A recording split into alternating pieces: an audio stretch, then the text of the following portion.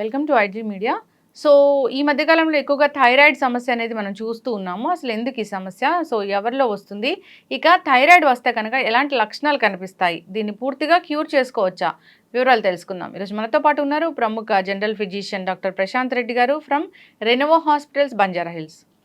Doctor గారు నమస్తే అండి. నమస్కారం మేడం. డాక్టర్ గారు, జనరల్గా థైరాయిడ్ అంటారు, థైరాయిడ్లో 2 రకాలని చెప్తూ ఉంటారు, హైపో హైపర్ ఇలా వచ్చిందని చెప్తూ ఉంటారు. అసలు ఏంటి ఈ థైరాయిడ్, ఎందుకు వస్తుంది, వస్తే లక్షణాలు ఎలా ఉంటాయి, జనరల్గా దీన్ని పూర్తి స్థాయిలో తగ్గించుకోవచ్చా? ఇప్పుడు థైరాయిడ్లో జనరల్గా మనం 2 టైప్స్ చూస్తామండి. హైపోథైరాయిడిజం అని, హైపర్ థైరాయిడిజం. మనకి ఎప్పుడైతే బాడీలో మన థైరాయిడ్ ఫంక్షన్ తగ్గిపోతుండో, థైరాక్సిన్ అని చెప్పి T3 T4 అని చెప్పేసి మన బాడీలో హార్మోన్స్ ఉంటాయండి. ఎప్పుడైతే ఆ హార్మోన్స్ మనకి సరిగ్గా పనిచేయవో అప్పుడు మనం హైపోథైరాయిడిజం కింద పెట్టుకుంటాం. సో హైపోథైరాయిడిజం వచ్చిన వాళ్ళకి జనరల్గా వాళ్ళు వచ్చే కంప్లైంట్స్ వచ్చేసి వెయిట్ గెయిన్, అంటే మేము ఫుడ్ నార్మల్గానే తింటున్నాము బట్ వెయిట్ గెయిన్ అవుతున్నామని, కాళ్ళలో అక్కడ వాపులు వస్తున్నాయని, సరిగ్గా హెయిర్ లాస్ ఎక్కువగా అవుతుందని, మేము చలికి తట్టుకోలేకపోతున్నామని, ఇలాంటి కంప్లైంట్స్తో ఎక్కువగా వస్తూ ఉంటారు. మనం ఎక్కువ మందికి చూసేది హైపోథైరాయిడిజం చూస్తూ ఉంటాం.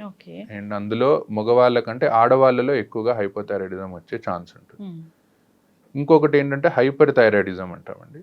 హైపర్ థైరాయిడిజం అంటే మోతాదుకు మించి మన థైరాయిడ్ పనిచేయడం, అలాంటప్పుడు హైపర్ థైరాయిడిజం అంటాం. సో వీళ్ళు ఎక్కువగా ఏంటంటే వెయిట్ లాస్ అవ్వడం, పాల్పిటేషన్ అంటే గుండె దడ ఎక్కువగా వస్తుందని రావడం, అండ్ బీపీ లో అవడం, ఇలాంటివి వాటితో వస్తూ ఉంటారు. హార్ట్ రేట్ చాలా ఎక్కువగా, అండ్ ఆకలి లేకపోవడం లాంటి కంప్లైంట్స్ తోటి వస్తూ ఉంటారు. ఓకే, ఇది ఎందుకు వస్తుంది డాక్టర్ గారు అసలు థైరాయిడ్ ఇష్యూ అనేది? ఇప్పుడు థైరాయిడ్ రావడానికి మెయిన్గా బాడీలోనే ఆటో ఇమ్యూనిటీ అంటామండి. అంటే మన బాడీయే థైరాయిడ్ బయట నుంచి వచ్చింది అనుకుని దాని మీద యాక్షన్ చేయడం వల్ల ఆటో ఇమ్యూన్ ఒకటి one of the main reason. Iodine deficiencies is another reason. So 2 main reasons అయితే ఇవే అండి. మెయిన్ నెక్స్ట్ వచ్చేసి జెనెటిక్ అండి, అంటే మన ఫాదర్ నుంచో మదర్ నుంచో ఉంటే కూడా వచ్చే అవకాశం ఎక్కువ. ఓకే, అయోడిన్ డెఫిషియన్సీ అన్నారు డాక్టర్ గారు, అది ఎందుకు వస్తుంది? అంటే మన థైరాయిడ్ ఫంక్షన్ అవ్వడానికి, ఆ హార్మోన్స్ కరెక్ట్గా ఫంక్షన్ అవ్వడానికి మన బాడీలో అయోడిన్ అనేది అవసరం. So that iodine helps thyroid to function well. So ఎప్పుడైతే ఆ డెఫిషియన్సీ వెళ్తుందో థైరాయిడ్ ఫంక్షన్ అనేది దెబ్బతింటుంది. దెబ్బతినడం వల్ల మనకి థైరాయిడ్ వచ్చే అవకాశం ఉంటుంది. అయోడిన్ డెఫిషియన్సీ అంటే మనం తీసుకునే పోషకాహార లోపం వల్ల వస్తుందంటారా? పోషకాహారము లోపం వల్ల వస్తుంది. చాలా తక్కువ పర్సెంట్ అయినప్పటికీ కూడా చాలా మందికి ఇది ఎక్కువగా వచ్చే అవకాశం ఉంటుంది. సో చాలా మంది మనం అండర్ నరిష్డ్ కిడ్స్ అని, అండర్ నరిష్డ్ పీపుల్ అని చూస్తూ ఉంటాము. వాళ్ళలో ఈ థైరాయిడ్ అయోడిన్ డెఫిషియన్సీ వల్ల థైరాయిడ్ వచ్చే అవకాశం అనేది ఉంటుంది. ఓకే, జనరల్గా ప్రెగ్నెన్సీ టైంలో కూడా టెస్ట్ చేస్తూ ఉంటారు, థైరాయిడ్ టెస్ట్. సో అయితే మదర్కి ఒకవేళ థైరాయిడ్ ఉంటే బేబీకి వచ్చే అవకాశం ఉంటుందా? మదర్కి థైరాయిడ్ అనేది ఎప్పటి నుంచి ఉందనేది ఇంపార్టెంట్ అండి. ఇఫ్ ప్రెగ్నెన్సీలో మదర్కి థైరాయిడ్ ఉంది, లేదా థైరాయిడ్ వాల్యూ పెరగడం వల్ల టాబ్లెట్స్ పెడుతున్నాము అంటే బేబీకి వచ్చే అవకాశం కొద్ది తక్కువగానే ఉంటుంది. బట్ ముందు నుంచే థైరాయిడ్ ఉంది మదర్కి అని అనుకుంటే జెనెటికల్గా వచ్చే అవకాశం ఎక్కువగా ఉంటుంది. ఓకే, అయితే ప్రెగ్నెన్సీలో టాబ్లెట్స్ వాడినప్పుడు బేబీ మీద ఎలాంటి ప్రభావం చూపించే అవకాశం ఉంటుంది డాక్టర్ గారు? బేసికల్గా థైరాయిడ్ ఏంటంటే అండి, ఇప్పుడు ఒకవేళ మనం కరెక్ట్ డోస్ ఆఫ్ థైరాయిడ్ ఇవ్వలేదు అనుకోండి ప్రెగ్నెంట్ మదర్కి, so there is a high chance baby can be lost, అంటే ప్రెగ్నెన్సీ లూజ్ అయ్యే అవకాశం ఎక్కువగా ఉంటుంది.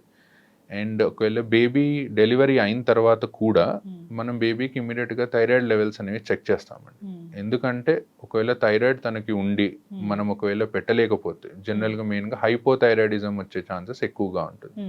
సో మనం కరెక్ట్ టైంకి మెడిసిన్ ఇవ్వకపోతే బేబీ అనేది ఎదుగుదల అనేది ఉండదు, క్రెటినిజం అంటాము. సో బేబీకి బాడీ అనేది ఎదగదు, బ్రెయిన్ అనేది ఎదగదు.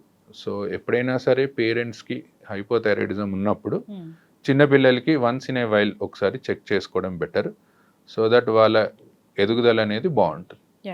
అయితే జనరల్గా ఇప్పుడు మనం చూసే థైరాయిడ్ హైపోనా హైపరా? మనం ఎక్కువగా చూసేది హైపో అండి. సో ఎప్పుడైతే చాలా మంది వస్తుంటారు, సార్ మా థైరాయిడ్ లెవెల్ అనేది బాగా ఎక్కువ చూపిస్తుంది అని చెప్పేసి, అది దానికి కారణం ఏంటంటే మన ఫంక్షన్ సరిగ్గా లేక థైరాయిడ్ ఎక్కువ పనిచేయాలని చేసి ఎక్కువ వాల్యూ వస్తుందండి. సో ఎప్పుడైనా TSH వాల్యూ అనేది అయితే మనం తీసుకుంటామో అది ఎక్కువగా చూపిస్తుంది అంటే హైపోథైరాయిడిజం, తక్కువగా చూపిస్తుంది అంటే హైపర్ థైరాయిడిజం కింద చూస్తాం. ఓకే, మరి థైరాయిడ్ ఇష్యూ వచ్చింది డాక్టర్ గారు, సో మెడిసిన్ వాడమన్నారు. సో మెడిసిన్తోనే పూర్తి స్థాయిలో తగ్గిపోతుందా, పూర్తి స్థాయిలో కంట్రోల్లో ఉంటుందా, సర్జరీ వరకు వెళ్ళాల్సిన అవసరం ఎవరికి ఉంటుంది? ఇప్పుడు ఆటో ఇమ్యూనిటీ ఎలా అయితే నేను ఇందాక చెప్పాను, మ్మ్. కొంతమందికి గాయిటర్ అంటామండి. మ్మ్. అంటే థైరాయిడ్ అనేది ఎక్కువగా పనిచేయాలని దాంట్లో వెళ్ళి స్వెల్ అయిపోతూ ఉంటుంది. మ్మ్. సో అలాంటప్పుడు వాళ్ళు ఎక్కువ మోతాదుకి మించి స్వెల్ అయిపోయినప్పుడు దాన్ని మనం బయాప్సీ చేసి చూసుకుంటాం. మ్మ్. అప్పుడు బయాప్సీ చేసి చూసుకున్నప్పుడు దీనికి అవసరం అనుకుంటే వాళ్ళకి సర్జరీకి వెళ్తాం. మ్మ్. బట్ మ్యాక్సిమం పీపుల్ మనం ఒకవేళ కరెక్ట్ డోస్ ఆఫ్ థైరాయిడ్ వాడితే టాబ్లెట్స్, మ్యాక్సిమం పీపుల్ సర్జరీకి ఏమీ వెళ్ళరు. Hmm. థైరాయిడ్ టాబ్లెట్ తోటే వాళ్ళు లైఫ్ లాంగ్ మెయింటైన్ అవుతారు. ఓకే, ఎస్ డాక్టర్ గారు.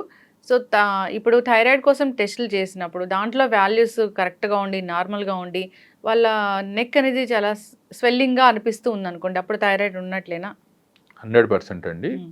గాయిటర్ అంటాము. Hmm. సో గాయిటర్ అంటే ఏంటంటే థైరాయిడ్ ఫంక్షన్ చేస్తుంది మ్మ్. బట్ స్వెల్ అవుతూ ఉంది అనమాట. మ్మ్. సో అలాంటప్పుడు మనం కంపల్సరీ వాల్యూ నార్మల్ ఉన్నప్పటికీ కూడా మ్మ్. మనం దాన్ని టెస్ట్ చేసి దాంట్లో మళ్ళీ నెక్స్ట్ టెస్ట్లు ఉంటాయండి. Hmm. అంటే అయోడిన్ టెస్ట్ అని, లేకపోతే రేడియో న్యూక్లియర్ స్కాన్ అని, మ్మ్. లేకపోతే మనం ఒక డై ఇస్తాము. సో రేడియో అయోడిన్ డై అని ఇస్తాము. Hmm. ఇలాంటి అయోడిన్ డై అనేది ఇచ్చి చెక్ చేసుకుంటాం. మ్మ్. If we feel that thyroid అది పెరగడం వల్ల మనకి హాని జరుగుతుంది అని అనిపిస్తే డెఫినెటివ్గా దాని సర్జరీకి కానీ మెడిసిన్స్ కానీ వెళ్తాం. ఓకే, వన్స్ థైరాయిడ్ వచ్చిందంటే దాన్ని కంట్రోల్లో ఉంచుకోవాలా, లేదా కంట్రోల్లోనే ఉంటుందా, లేదా పూర్తి స్థాయిలో తగ్గిపోతుందా? ఒక్కసారి వస్తే మ్యాక్సిమం పీపుల్కి అది టాబ్లెట్స్తో కంట్రోల్లో ఉంటుందండి. మ్మ్. అంటే ఆటో ఇమ్యూనిటీ అంటాం. అంటే మన బాడీయే థైరాయిడ్ బయట నుంచి వచ్చింది అని అనుకుంటే వాళ్ళకి లైఫ్ లాంగ్ టాబ్లెట్స్ అవసరం పడతాయి. మ్మ్. అలా కాకుండా డెఫిషియన్సీస్ వల్ల వచ్చిన వాళ్ళకైతే మనం డెఫిషియన్సీని కరెక్ట్ చేసి మ్మ్. థైరాయిడ్ టాబ్లెట్స్ పెట్టుకుంటే ఫాలో అప్లో మనం తగ్గించుకునే అవకాశం అయితే ఉంది. డాక్టర్ గారు, థైరాయిడ్ ఉన్న వాళ్ళకి ఖచ్చితంగా ఆహార నియమాలు పాటించాలని చెప్తుంటారు.